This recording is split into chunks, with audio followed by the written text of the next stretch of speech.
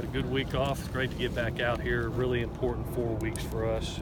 Really developing some young players, some second and third stringers that we're trying to push up as fast as humanly possible to develop. Going to be a great day for us tomorrow. We'll feature our seniors on Pro Day, which is going to be a lot of fun. Have all 32 NFL teams here, and that'll be a fun day also. From an injury standpoint, really had nothing today. Thank goodness, knock on wood, that continues.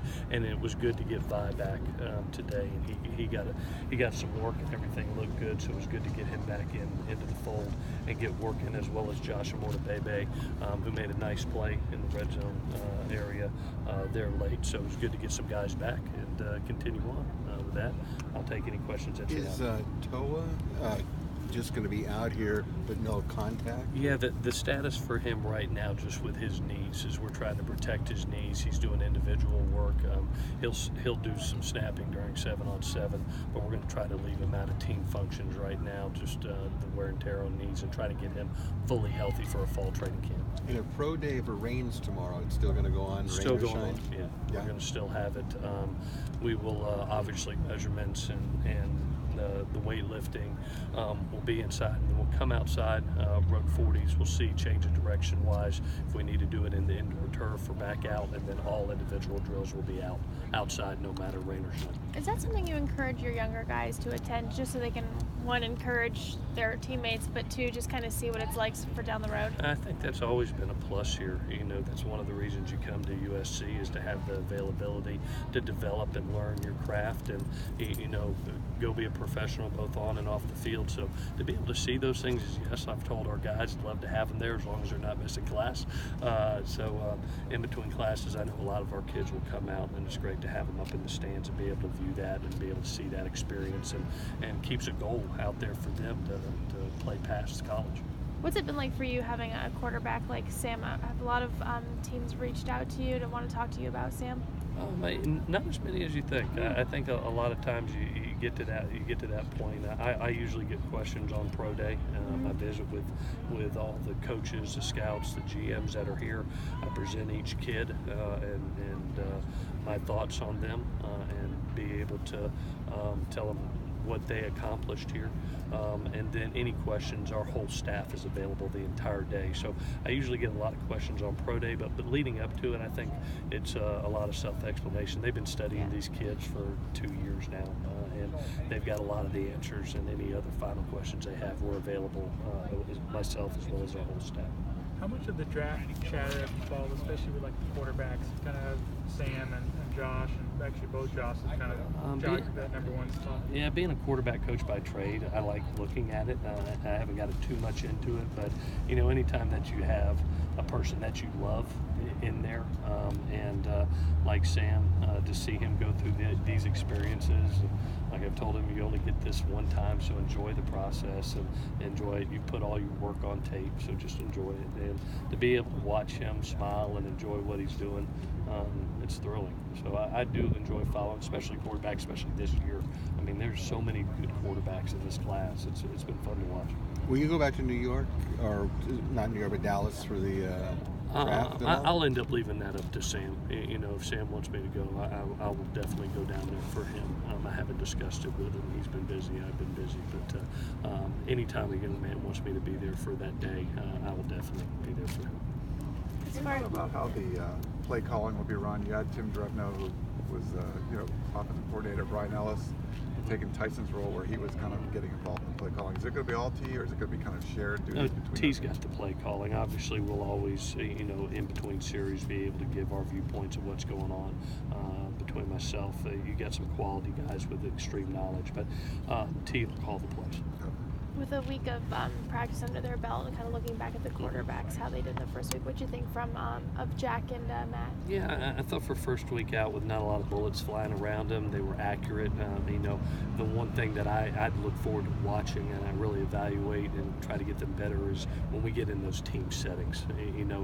It's so easy to complete the ball in 1-on-1 and then 7-on-7, but when the bullets are flying around you and you're having to read coverages and the coverages are changing and here comes pressure, and then having to to re-mic and redo the slide protections, and to see you function and see your field generalship. Those are the situations that I like seeing. So every day I'm trying to put them in that situation, either once or twice. You saw a team run segment as well as a red zone segment. Put them in those situations so I can see exactly where they are. So really, now that we have pads on shells today, we're in full pads Thursday and Friday. I'm going to get a lot more to be able to see them in live and see where they're at. So I can give you a lot better read at the end of this week. Can you talk about the centers? You got, with Toe out, you got Justin and you got Brett. Yeah. How are they progressing? They're doing a wonderful job. I think, you know, God's always watching after you, and as we've seen here in the past, you have to train a lot of centers. So we've had one year where we had to get all the way to our fourth string and Nico, and thank God we trained him. But to be able to have guys that can function with the ball in their hand, this gives very valuable reps to two kids that have not stepped on the field in live game action. But so them to be able to get those extra reps, I've seen Toa tackle at guard, at center, he can play it all, but to be able to get them valuable reps against a Brandon Peely, a Jay Tufeli, a Cotton Murphy, those type of individuals, man, it's just going to make them better and be ready to function. They're competing well against each other, getting better together, and the overall feel is let's try to get them where they can go win Pac-12 championship games if called upon. Because of some of the injuries at running back, you've kind of gotten a longer look at Michael Cedric Ware, just because you were both the guys for the first few. What's kind of just your impression of him so far? I've always thought of him like Justin Davis. He's just a blue-collar mentality worker that just comes to work every day. He carried the ball 20 to 25 times the fast, and is there for you at a moment's notice. I mean, I go back in my mind, just thinks about Arizona last year, where all of a sudden you have some injuries, and then he's called upon, and there's no lack of production. He has a 100-yard game. He's just always there. He's a complete back. He's an every down back. Running, pass protection, catching the ball out of the backfield, and really has had a really good camp, probably as solid a camp as anybody on our offense, because he's got the most reps maybe of anybody on the offense currently. You like it? He's 215 now. Is that kind of a weight you think he needs to? Yeah, Dan, I tell you what, he looks like he's carrying it very well. I know that that extra strength and power I thought helped Rojo last year. I think Sed saw that a little bit, and he's done it. And he looks powerful out there. Doesn't look like he's lost any speed. I'm really looking forward to some of the live tackling that we'll get into here shortly, and see where he's at.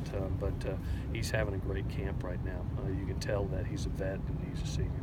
Is replacing a guy like Ronald a by committee approach, or looking for one guy to take as many carries? I don't ever think that you can have one guy out there, especially when you have a younger quarterback and trying to be a balanced offense, going to hand it off hopefully 40+ times a game. There's no running back that can carry 40 times a game and survive an entire year. So this is going to have to be a running back. We've been known to give the ball to 2 or 3 backs a game, and when one gets hot, try to give it to him more. But this is going to be one of those deals where you have a set, you have a Vi, you have a double D that's out here. Hopefully you get a Stephen Carr that gets back healthy, and be able to hand it to them. And thank goodness we have those guys who are talented. What have you seen from your receivers group as they try to elevate their game, but also build chemistry with the new quarterbacks? Yeah, where we are right now, Lindsay, I really, you see the experience that Tyler and Pitt have right now, having gotten those reps that they needed last year. It's really going to be about really developing a Joshua Mortabebe, a Velus Jones, a Trayvon Sidney to get them to that level. And it was really neat seeing Josh out here making a nice play today. A Trayvon Sidney running by the entire defense in 7-on-7. So those are the things that I hope to see. It's not necessarily the starters I want to see right now. I know who they are. It's really bringing that next group up, because as we know, all of a sudden you have one injury and there can't be a lack of production. So I've challenged our whole coaching staff to really concentrate on the 2s and 3s and raise them to the level of the 1s. Okay. All righty, guys. Thank you.